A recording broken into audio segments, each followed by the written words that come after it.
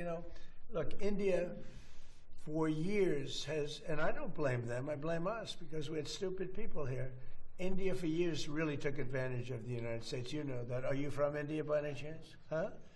I thought you were from Germany. I'm from India. I'm only kidding. You're central casting, okay? And that's a very good thing. India for years took advantage of this country. They charged us tremendous tariffs, and they paid nothing. They wouldn't let Harley, as an example in the past, they wouldn't let Harley Davidson sell its motor. They would charge 200% tariff.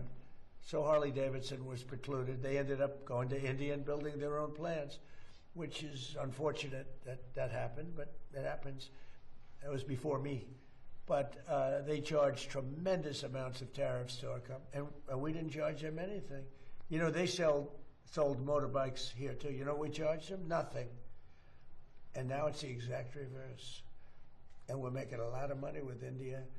But we'll get to a deal, because I like your Prime Minister a lot. He's a good friend of mine.